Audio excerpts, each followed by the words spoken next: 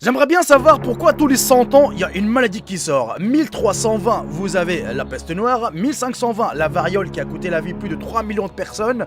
1620, 1720, 1820, 1920 et en fin de compte, 2020. Et c'est toujours l'année 20 où il y a quelque chose qui explose, il y a quelque chose qui sort, une pandémie, un virus. Est-ce que c'est fait exprès ou est-ce que vraiment c'est comme par hasard, c'est une coïncidence naturelle? La famille aujourd'hui, je vais vous présenter les maladies ou l'humanité qui a connu, qu'ils ont fait des ravages. J'aimerais bien aussi avoir votre avis par rapport à cela et partager cette vidéo. Je veux voir que cette vidéo vraiment soit partagée au maximum et de mettre un bon petit j'aime si je le mérite et si la vidéo le mérite, et surtout rester à la fin de la vidéo parce que j'ai des dossiers à vous sortir dans la prochaine vidéo. Mais ça sera déjà un avant-goût afin que vous restez connectés. Sur ce, bon visionnage à tous et à toutes.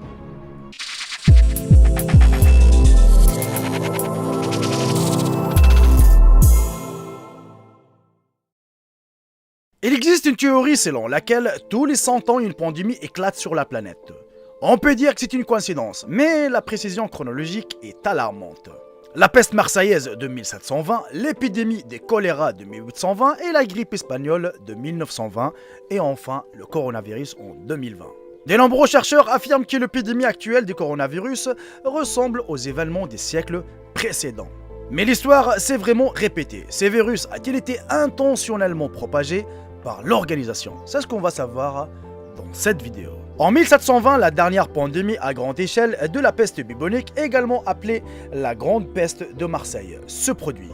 Des rapports montrent que des bactéries ont tué environ 100 000 personnes à Marseille. On pense que les bactéries se propagent par les mouches infectées par cette bactérie. 1820, les premiers enregistrements de la pandémie de choléra ont eu lieu en 1820, survenue en Asie dans les pays de Thaïlande, d'Indonésie et de Philippines. En 1820, plus de 100 000 décès ont été enregistrés en Asie à cause de cette bactérie. On dit que la pandémie a commencé avec des gens qui buvaient de l'eau des lacs infectés par ces bactéries.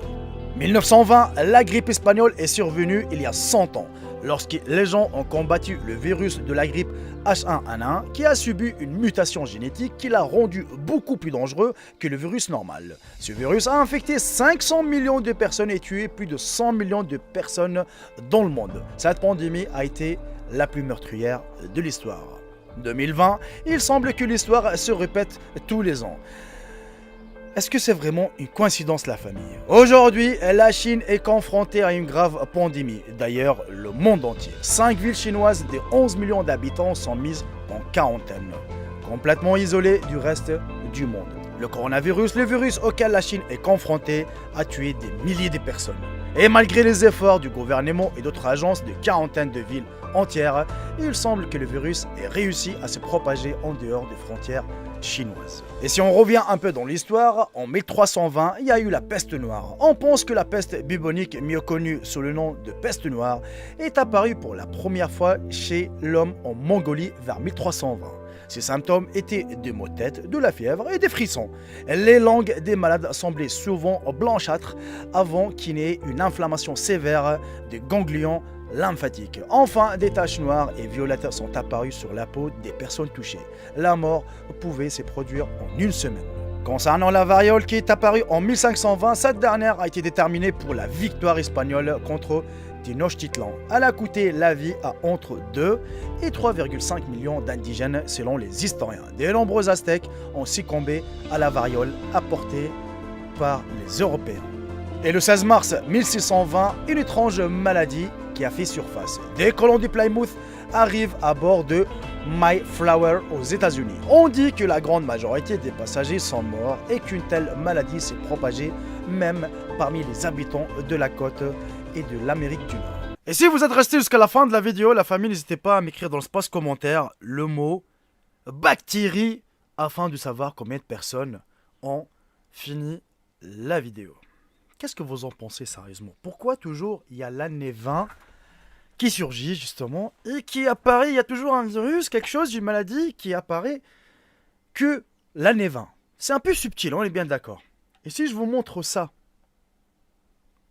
ça se voit pas trop, c'est flou. Je sais, peut-être c'est à l'envers.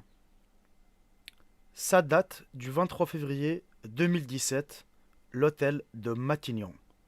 C'est le discours de M. Bernard Cazeneuve, Premier ministre en 2017. Je vais vous lire un tout petit peu.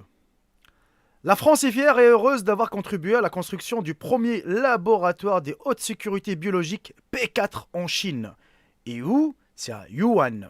À Wuhan, vous savez très bien, c'est là où le virus a été sorti pour la première fois.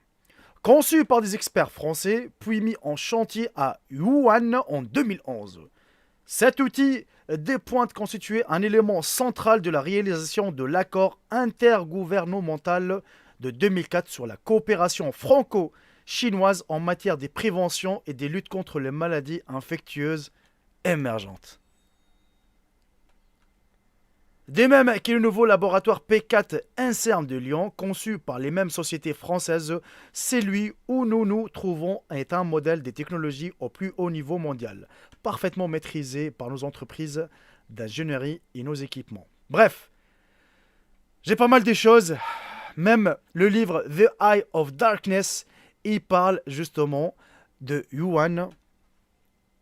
Bref, il y a plein de dossiers, il y a plein de choses. Il faut que vraiment je mets au moins 2-3 jours à faire cette vidéo parce qu'il y a pas mal de choses à vous montrer justement. La famille, restez connectés. Vraiment, la prochaine vidéo, je pense qu'elle va taper fort. Et bah, si j'existerai plus sur YouTube, vous savez pourquoi. Je pense qu'ils vont même débarquer chez moi. Parce qu'il y a tellement de dossiers à sortir. Bref, la famille, beaucoup de partage sur cette vidéo. Beaucoup de j'aime si je le mérite, vraiment. Sur ce, profitez bien de votre journée. Restez chez vous, protégez-vous bien. Et je vous dis à très bientôt pour une toute nouvelle vidéo. Salut tout le monde, c'est Jaeko. Bye bye, ciao ciao.